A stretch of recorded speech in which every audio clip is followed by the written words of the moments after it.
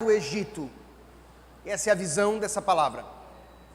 Deus quer nos tirar do Egito, Deus quer nos tirar desse sistema, Deus quer nos tirar do reino das trevas, com a finalidade de nós celebrarmos a Ele uma festa. Qual festa? A Páscoa. Qual festa?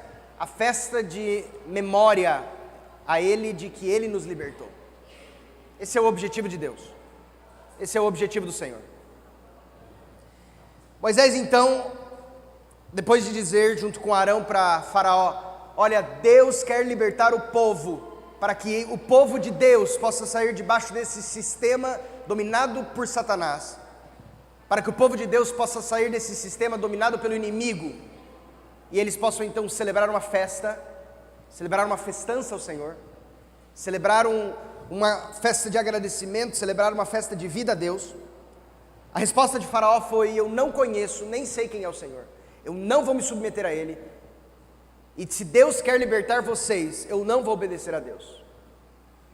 Então a primeira coisa que vocês precisam entender aqui novamente, é que essa história, ela nos conta uma figura bíblica, uma figura espiritual, de que todos nós nascemos debaixo de um sistema dominado por Satanás. Esse sistema dominado por Satanás é um sistema no qual busca levar com que nós vivamos uma vida contrária aos princípios e os desígnios de Deus. Esse sistema dominado por Satanás é um sistema que busca nos levar a estar presos debaixo de um mundo no qual Deus não faz parte. Mas de repente, eles dizem aqui a Faraó, no versículo 3 de Êxodo capítulo 5, o seguinte: o Deus dos Hebreus veio até nós. Deus veio até nós. Nós não estávamos conseguindo chegar até Ele, mas o Deus dos Hebreus, Ele nos encontrou. E você precisa entender uma coisa agora: nós nunca vamos conseguir achar a Deus, se Deus não nos encontra. Mas Deus já nos encontrou e já se manifestou a nós. Vocês sabem o que significa a palavra religião? Religare. Que religare, do latim religar, o que significa religar alguma coisa? É alguma coisa que estava ligada, isso foi desligado e nós agora vamos tentar ligar de novo. Lá em casa, às vezes o ventilador ou o carregador do celular está ligado. Aí a Zoe, ela vai lá, minha filha, 11 meses, ela vai lá em pé e tira da tomada. Ela desliga. Quem desligou? A Zoe. Só que ela tem um problema. Ela até tenta, mas ela não consegue ligar de novo. Porque ela não entendeu ainda como faz. Ela entendeu que ela desligou, mas ela nem sabia que ela desligou. Ela só fala, parou de funcionar. Ela só percebe que parou de funcionar. E de repente ela tenta ligar de novo, mas percebe que ela não consegue pegar ainda e colocar na tomada no mesmo lugar. Assim somos nós, com o Senhor. Nós desligamos-nos do Senhor por meio do pecado em Adão. E nós não sabemos, ou não sabíamos, como nos religar novamente a Ele. Então criamos um sistema chamado religião, que é uma tentativa do homem em ligar-se novamente a Deus. Você já percebeu, talvez você conhece pessoas que têm um vazio dentro de si e vão num lugar, às vezes vão em uma igreja, passam um tempo lá, vão em outro lugar, aí daqui a pouco a pessoa está no espiritismo, daqui a pouco a pessoa está no candomblecismo, daqui a pessoa vai para o budismo, daqui a pouco a pessoa vai para outro lugar. Por quê? Porque ela está procurando o quê? Ela está procurando ligar-se. Mas o que ela ignora é que é impossível ao homem ligar-se, é impossível ao homem se autolibertar-se do império das trevas. É impossível ao homem soltar-se a si mesmo do império de Satanás. Então eles apenas têm algo que podem fazer: Deus me ajuda, Deus me livra, Deus me liberta. E de repente aqui, assim como acontece nas nossas vidas, a Bíblia diz que Deus os encontrou. Mas quando Deus os encontrou, Deus deu uma ordem para eles. eu preciso que vocês saiam daqui, mas eu tenho um lugar que eu quero que vocês cheguem. Qual é o lugar que o Senhor quer que eu chegue? E aí ele tem uma informação interessante. Eu quero que vocês caminhem, número 1, para fora do Egito. Número 2, 3 dias. E número 3, quando vocês chegarem lá, vocês vão me oferecer sacrifícios. O que significa isso? Vamos pensar um pouquinho olhando a Bíblia, o que significa essa figura das Escrituras. A Bíblia tem algo chamado, aprenda isso, é diferente da numerologia de tarôs, essas coisas. Mas a Bíblia de fato ela tem uma numerologia bíblica. O que é uma numerologia? São números com significados. Por exemplo, o número 7 nas Escrituras, toda vez que você visualizá-lo, ele tem o significado de perfeição. O mundo foi criado em 7 dias. Quando o Senhor então vai estabelecer as suas conclusões no Apocalipse, ele vai falar de 7 taças, 7 selos, 7 candelabros. Portanto, 7 é uma numerologia que direciona para Deus. Quando nós olhamos na Bíblia, por exemplo, a numerologia, o número 30, o que significa o número 30 na Bíblia? O número 30 é um número que tem o significado de maturidade. O sacerdote, para ser sacerdote, tinha que ter 30 anos. Para ter 30 anos, para que alguém pudesse efetivamente exercer Jesus, quando começa o seu ministério, ele começa o seu ministério com 30 anos. Davi, quando se torna rei de Israel, se torna rei de Israel com 30 anos. Ezequiel, quando recebe as revelações de profeta, ele se torna um profeta de Deus, ele é um profeta de Deus com 30 anos. Portanto, o número 30 é um número que entende-se que é o número de maturidade. Você agora, o menino então começa a ser homem com 30 anos. Por que Jesus não começou o seu ministério com 29, com 28, com 27? João Batista, ao começar o seu ministério, ele começa o seu ministério com 30 anos. Portanto, o 30 é um número de maturidade. Quando nós olhamos, por exemplo, o número 40 na Bíblia, o número 40 na Bíblia é um número numerológico, bíblico, que significa provação.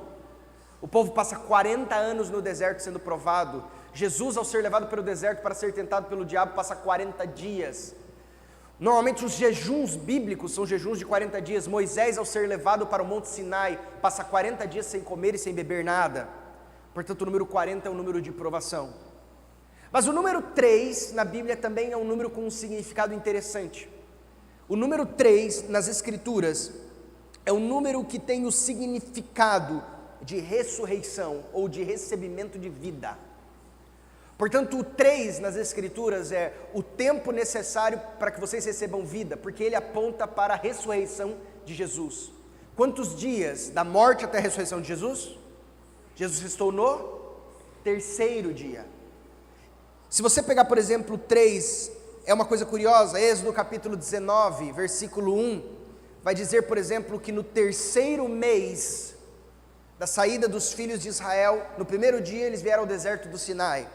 E no versículo 5 ao versículo 6, diz que nesse 3º mês, diz assim, que no 3º mês, no número 3, no número de vida, Deus diz assim para eles: vocês vão ser a minha propriedade peculiar, vocês vão ser a minha raça de sacerdotes. Por que Deus não falou isso para eles no 2º, no 1º ou no 4º? Por que esperar no 3º? Porque biblicamente a numerologia 3 na Bíblia é uma numerologia que produz vida, porque ela aponta para a ressurreição de Jesus. Se você, por exemplo, olhar comigo em Êxodo capítulo 19, ou Êxodo capítulo 20, versículo 20, Êxodo capítulo 19, versículo 11, Êxodo capítulo 20, versículo 20, a Bíblia vai dizer que Deus queria manifestar-se ao povo. Então Deus diz a Moisés: olha, eu vou me manifestar ao povo no deserto do Sinai. E aí Deus falam para eles se prepararem para o 1º dia? Não. Para o 2º dia? Não. Para o 3º dia a partir de hoje. Daqui a 3 dias eu vou me manifestar para eles. Daqui a 3 dias é o dia que eu vou produzir vida neles.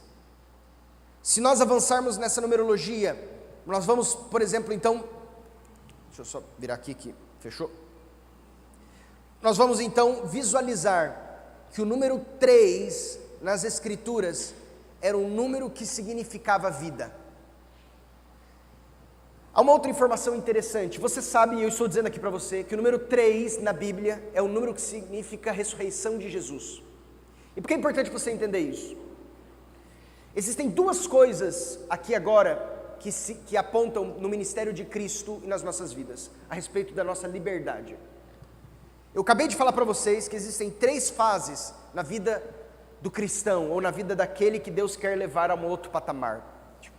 A primeira fase é uma fase onde todos nós nascemos espiritualmente, a Bíblia chama de Egito, o sistema desse mundo. Essa geração aqui toda é uma geração que tinha nascido no Egito, é uma geração que já tinha nascido escravo. Quando nasceu, ele já era escravo. Já éramos escravos em nossos delitos e pecados. Já éramos escravos naquilo que desonrava a Deus. Já éramos escravos desse sistema. Esse é um modelo que todos nós nascemos. Da escravidão para o deserto existe um caminho. Existe um momento que para o povo de Deus foi um momento que definiu antes e depois da escravidão deles. Qual foi esse momento? O que aconteceu? Qual foi o momento exato no povo de Israel agora no Egito que definiu o antes da escravidão para o depois da escravidão deles? O que aconteceu? A Páscoa. Antes deles celebrarem a Páscoa, eles eram escravos. Depois que eles celebraram a Páscoa, eles se tornaram livres. O que significava a Páscoa? Já falei 2 vezes, vamos para a terceira, tá bom? Só nessa manhã. O que significava a Páscoa? Oi? Libertação, a Páscoa. A Páscoa ela teve algumas revelações. A primeira coisa que eles deveriam fazer, eles matariam um cordeiro. Eles pegariam do sangue desse cordeiro e eles passariam nos umbrais de suas portas e nos umbrais de suas casas naquela noite. Então eles entrariam dentro de suas casas e eles comeriam esse cordeiro com ervas amargas e pães asmos, pães sem fermento. Portanto, antes da Páscoa, eles eram escravos. Naquela noite, eles passaram o cordeiro em suas casas. Eles entraram de dentro do sangue do cordeiro. Eles celebraram os pães asmos. Eles celebraram as ervas amargas. Eles celebraram o cordeiro dentro de suas casas. Quando acabou aquela noite, antes do nascer do sol, eles já estavam libertos. O próprio Israel, o próprio povo do Egito disse para eles: fujam, sai daqui, a gente não quer mais vocês. Por quê? Porque somente vida existiu para quem estava ali dentro. Para quem estava fora das casas, morte. Se nós olharmos nessa mesma figura, preste muita atenção comigo. Existe o antes e depois da Páscoa. Antes da Páscoa eles eram escravos, depois da Páscoa eles eram libertos. Olhando para a nossa vida, a Páscoa representa o que na Bíblia? O quê? A Páscoa representa o sacrifício de Cristo na cruz do Calvário. A Páscoa representa a sua morte. Aprenda isso, tá bem? A Páscoa representa a morte de Cristo. Portanto, antes da morte de Cristo, nós éramos o quê? Escravos. E depois da morte de Cristo, nós nos tornamos livres. Antes de entrarmos no Cordeiro, nós estávamos presos no modelo desse mundo. Após sermos libertos pelo Cordeiro, o que aconteceu? O que aconteceu? Vocês não sabem, não entraram. O que acontece depois do Cordeiro? Se antes eu era escravo, depois eu sou livre. Ok. Mas agora a Bíblia vai nos dar uma seguinte percepção. Depois da escravidão, depois da Páscoa, Deus diz que Ele quer levar o povo a um outro lugar. Diz que Ele quer levar ao povo por um caminho de 3 dias ao deserto. O que significa o número 3? Eu já disse para vocês aqui. Ressurreição. O que aconteceu 3 dias depois da morte de Cristo? Ele ressuscitou. Muito bem.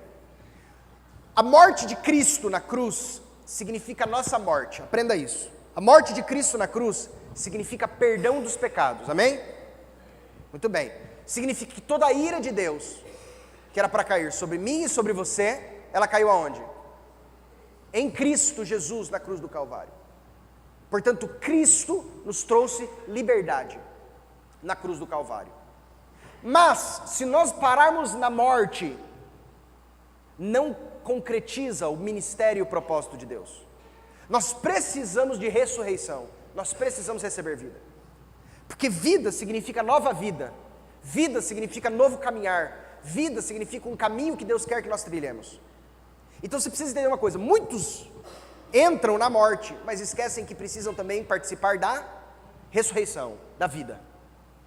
A morte significa: Glaucia, seus pecados estão perdoados. Mas do que adianta Gláucia ter os pecados perdoados e não viver uma vida nova?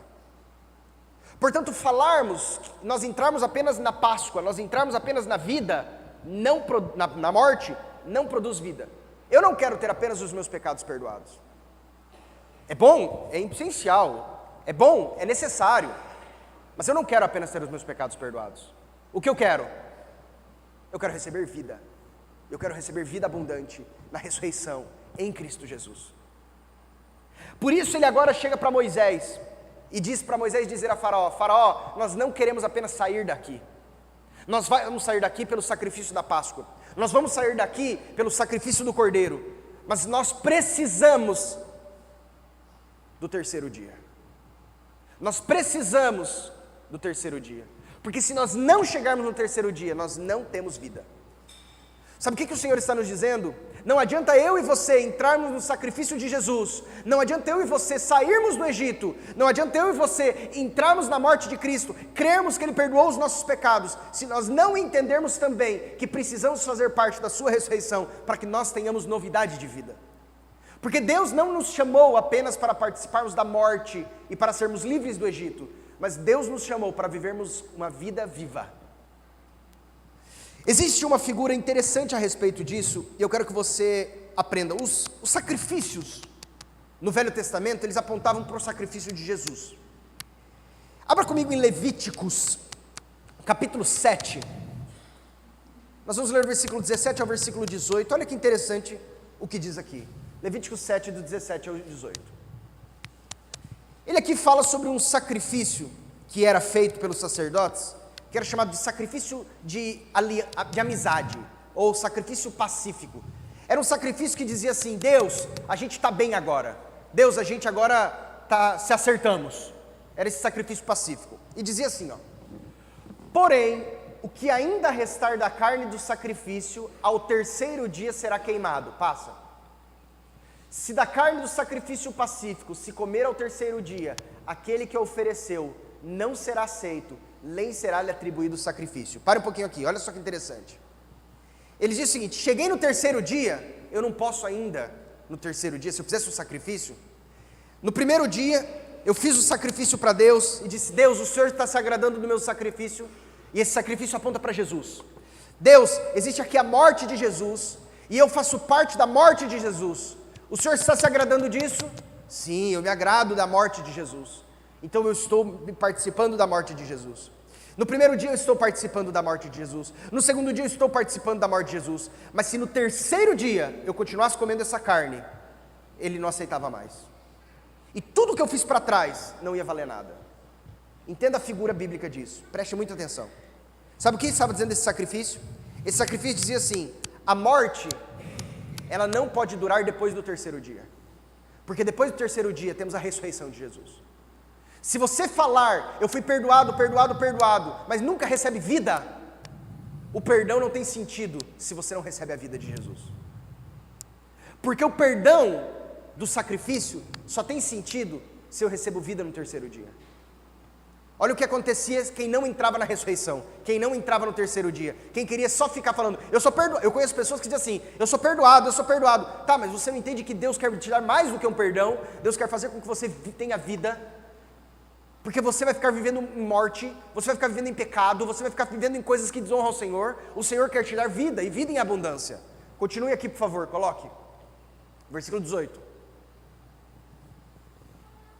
Se da carne do seu sacrifício pacífico, pacífico é a mesma coisa de amizade no hebraico, tá bom? O sacrifício de amizade, o sacrifício de vamos ficar bem, Deus.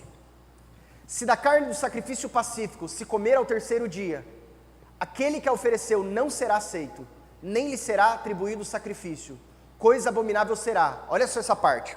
Se a pessoa fez um sacrifício para Deus, deixa o texto aberto aqui, por favor.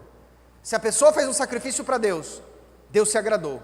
No primeiro dia, ele está lá: Deus, olha, está aqui o sacrifício. No segundo dia, Deus, está aqui o sacrifício. Mas se no terceiro dia ele continuar dizendo: Deus, está aqui o sacrifício. No quarto, está aqui o sacrifício. No quinto, está aqui o sacrifício. Deus fala: eu preciso que receba a vida. Você está toda hora falando: Deus, Jesus morreu por mim, Jesus morreu por mim, amém, irmão. Jesus morreu por mim, amém. Eu estou perdoado, Jesus morreu por mim, amém. E vai ressuscitar quando? Por que nós não colocamos Jesus numa cruz? Por que nós não usamos um crucifixo com Jesus? Porque, irmão, se Jesus não saiu daquela cruz, se Jesus não está vivo, eu não sirvo um Jesus morto.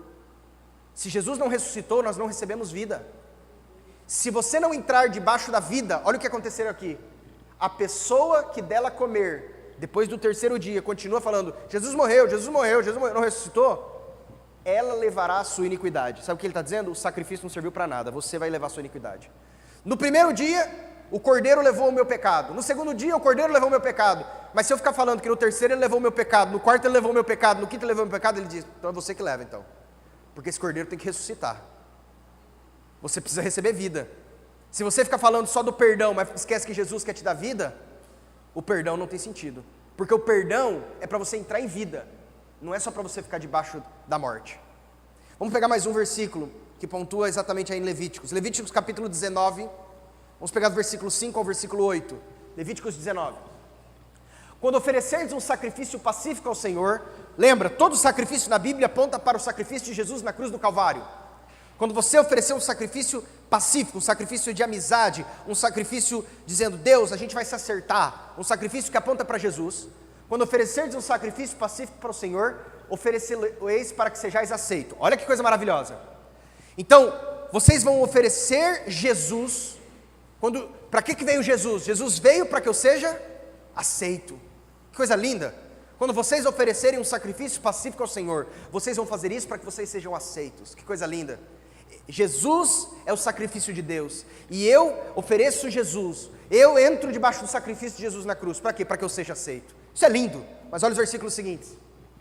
No dia em que oferecerdes, e no dia seguinte se comerá, ou seja, comi, primeiro dia, no dia seguinte, amém, Jesus morreu por mim, amém, Jesus morreu por mim, mas olha só, mas o que sobejar ao terceiro dia será queimado, passa.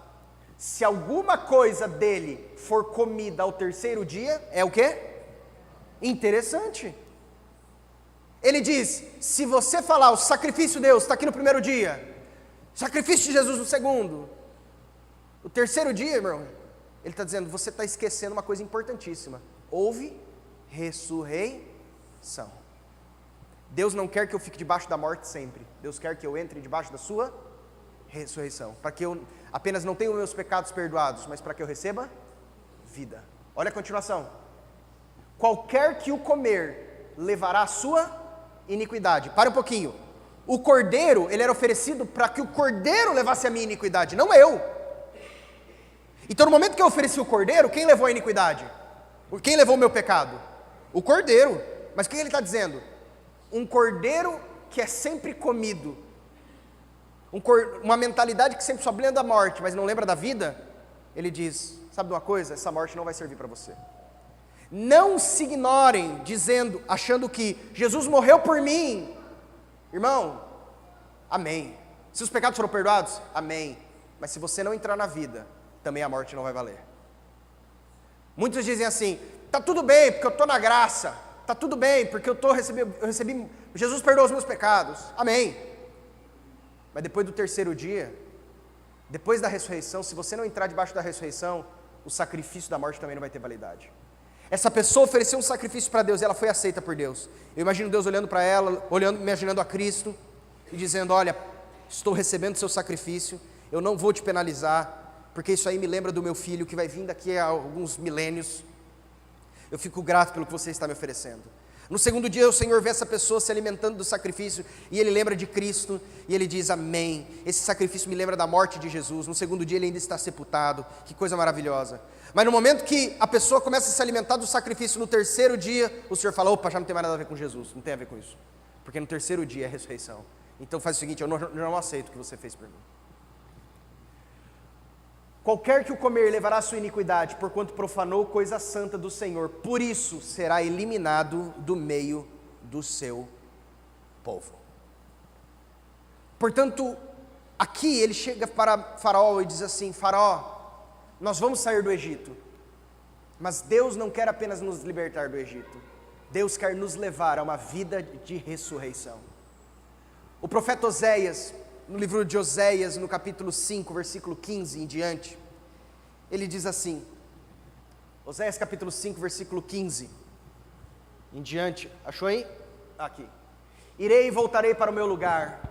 Aqui é Deus falando, olha que interessante. Deus olha para o povo que estava pecando, e Deus olha para ele e fala, ó, eu irei e voltarei para o meu lugar, até que vocês se reconheçam culpados e busquem a minha face. Ou seja, ele diz, eu estou aqui, eu estou esperando duas coisas. A primeira, vocês confessarem os seus pecados, vocês se reconhecerem culpados. E a segunda, vocês buscarem a minha face, porque aquele que buscar ele, será encontrado. Ele diz, irei e voltarei para o meu lugar, até que reconheçam culpados e busquem a minha face. Estando eles angustiados, cedo me buscarão, dizendo, vinde e tornemos ao Senhor. Ele nos despedaçou e nos sarará, fez a ferida e a ligará. Depois de 2 dias nos revigorará, mas ao terceiro dia nos levantará. Onde foi que Deus nos levantou? Na ressurreição de Cristo. Depois de 3 dias nos levantará. E o quê? Olha a expressão agora. E nós o quê? Viveremos diante dele. Deus quer tirar do Egito, mas Deus também quer nos trazer vida. Irmãos, a morte de Jesus, ela é essencial, mas ela não é única, se eu não visualizá-la junto com a sua ressurreição. Aqui Moisés, pela palavra do Senhor, ele diz, o Deus dos hebreus nos encontrou, deixa-nos ir, a gente tem que sair do Egito, e a gente vai sair do Egito pela morte do Cordeiro, mas nós precisamos fazer uma caminhada de 3 dias, nós precisamos entrar debaixo da ressurreição, nós precisamos receber a vida do Cordeiro, nós precisamos receber a vida que ele tem. E é interessante que ele fala um segundo ponto, volte lá em Êxodo 5:3. Eles prosseguiram, o Deus dos hebreus nos encontrou, deixa-nos ir, pois, caminho de 3 dias ao deserto. Aí ele vai dizer uma informação interessante, para que ofereçamos sacrifícios ao Senhor nosso Deus. Para aqui agora, por favor, você precisa entender isso. Deus está nos dizendo assim, você está dentro do Egito, por meio de Jesus, do seu sacrifício, você vai ser livre do Egito, você vai sair da escravidão. O texto do Novo Testamento diz que ele nos libertou, diz o apóstolo Paulo à igreja de Colosso, aos Colossenses, ele nos libertou do império das trevas e nos transportou para o reino do Filho do seu amor, dizendo o que Deus fez por nós. Portanto, ele nos tirou do império das trevas, nos tirou do Egito por meio de Cristo, nos levou a terceiro dia, ressurreição, recebemos vida. E agora qual é a vida que ele quer que nós vivamos? Ele diz, agora sim, vocês vão poder oferecer sacrifícios que me agradam. Mas quando nós pensamos em sacrifícios, a mentalidade que nós temos de sacrifício é aquela coisa, porque sacrifício tem visão de morte, sacrifício tem visão de dor. Mas quando nós olhamos na nova aliança o tipo de sacrifício que Deus quer que nós ofereçamos, peguei alguns versículos para que você possa compreender. É interessante, por exemplo, Romanos capítulo 12, versículo 1, o que o apóstolo Paulo disse? Romanos capítulo 12, versículo 1. Rogo-vos, pois, irmãos, pelas misericórdias de Deus, que vocês apresentem o vosso corpo primeira coisa que Deus está me mostrando, que tipo de sacrifício ele está querendo agora? Depois que eu passei pela morte e também pela ressurreição de Jesus, depois que eu recebi a vida de Jesus em mim, que tipo de sacrifício que ele quer? Que eu ande de joelho até a moreninha, daqui até a moreninha, que ele quer que eu faça? Primeira coisa que ele nos ensina, que ofereçamos o nosso corpo em sacrifício. Sabe o que ele está dizendo? Que Deus não quer algo que você faça. Ele não diz que ofereçamos as nossas obras em sacrifício, ele diz que ofereçamos o nosso corpo. Mas é para eu me colocar no altar? Não. Ele está dizendo aqui, eu quero que você inteiro seja aquele que vai me servir. Eu não quero algo que me servirá, eu quero que você me sirva. Eu quero usar você. Eu quero que o seu corpo seja o meu sacrifício agora. Eu quero que a sua vida seja o meu sacrifício agora. Aquilo que agrada ao meu coração. Para que ofereçamos a Deus sacrifício vivo, santo e agradável, que é o nosso culto racional. Em 1 Pedro, capítulo 2, versículo 5, a palavra de Deus vai nos dizer assim. Também vós mesmos, como pedras que vivem, sois edificados casa espiritual, para serdes um sacerdócio santo, a fim de oferecerdes sacrifícios espirituais agradáveis a Deus por intermédio de Jesus. Não são mais sacrifícios físicos. Sabe o que é um sacrifício espiritual? É você viver uma vida que o honra. É você viver uma vida que agrada a Ele. Deus vai olhar para o César, e vai olhar para o César, e olhando para o César vai dizer: a vida do César me agrada. Isso é o sacrifício que Deus está buscando. Não é um sacrifício de dor, ou um sacrifício de peso, de modo algum, mas é um sacrifício de entrega. Senhor, eu te entrego o meu coração. Isso na verdade não é algo novo, já estava escrito na lei de Deus. Ouve, Israel, o Senhor vosso Deus é o único Senhor. Amarás, pois, o Senhor teu Deus de todo o teu coração, de toda a tua alma e de todas as tuas forças. Esse era o sacrifício que Deus busca. O sacrifício que Deus busca e buscava do povo não era um sacrifício de um ritual, mas era um sacrifício de um coração inteiro. Deus, porque para que eu entregue todo o meu coração a Deus, eu preciso sacrificar. Mas sacrificar o quê? Tudo aquilo que me impede de entregar meu coração inteiro a Ele. Pode ser, por exemplo, que algo que me impeça de entregar meu coração a Ele seja um relacionamento. Portanto, eu vou sacrificar esse relacionamento, porque ele me impede meu relacionamento com o Senhor. Pode ser que alguma coisa que impeça o meu relacionamento com Deus seja, para alguns, um bem material. Deus não disse para todos venderem tudo que tinha, mas para aquele jovem rico que chegou para Jesus dizendo: mestre, o que farei para herdar o reino? Ele disse: para você tem que vender tudo, porque para você esse é o que você vai ter que sacrificar. Mas Deus, a Bíblia diz que tinha um discípulo chamado José de Arimateia, um homem riquíssimo, e que Jesus nunca chegou para ele dizendo: vende tudo. Ao contrário, José, para você pode ficar. Para outros, eles disseram assim: olha, Senhor, eu preciso primeiro ir enterrar meu pai. Significa, eu vou te seguir no dia que meu pai morrer, porque eu tenho um vínculo muito grande com meu pai e sim, ele é prioridade. E Jesus disse assim: deixa que os mortos enterrem os seus mortos, tu vem e me segue. Alguns outros disseram: Senhor, eu preciso primeiro me despedir de algumas coisas. E ele diz: não, deixa para lá, vem e me segue.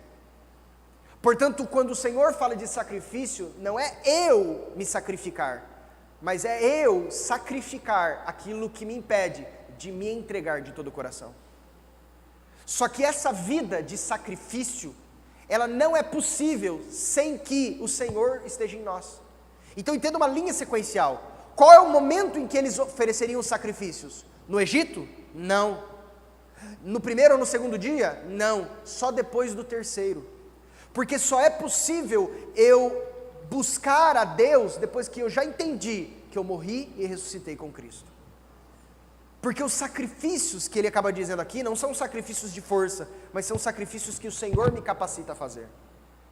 Se você continuar aqui, eu vou ler mais um para você. Hebreus capítulo 13, versículo 15, diz assim: por meio de Jesus, ofereçamos a Deus sempre sacrifício de gratidão, ou sacrifício de louvor, que é o fruto dos lábios que confessam o seu nome. Olha só, sabe o que a Bíblia diz? Que Ele se agrada de que eu o confesse, de que eu olhe para a pessoa que está do meu lado e diga assim: esse é o meu Senhor e eu o amo.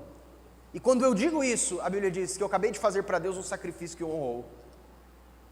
No momento que eu digo, Jesus é o Senhor da minha vida, quando as pessoas ouvem isso, é um sacrifício que agrada a Deus. Por que é um sacrifício? Porque às vezes eu tive que abrir mão da minha moral, às vezes eu tive que abrir mão do meu meio social, às vezes eu tive que abrir mão daquilo que eu vou ser objeto de chacota, porque eu digo que eu amo a Jesus. Esse tipo de sacrifício.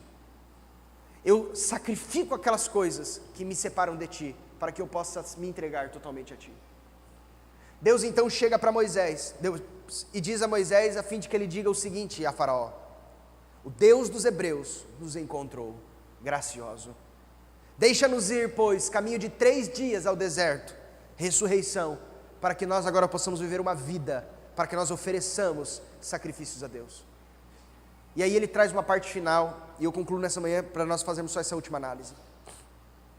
Ele diz assim: e não venha ele sobre nós com pestilência e com espada. Como assim? Ele diz: Faraó, se nós não sairmos do Egito, Faraó, se nós não entrarmos na ressurreição, Faraó, se nós não vivermos uma vida para o Senhor, nós vamos morrer, por isso nós queremos sair daqui.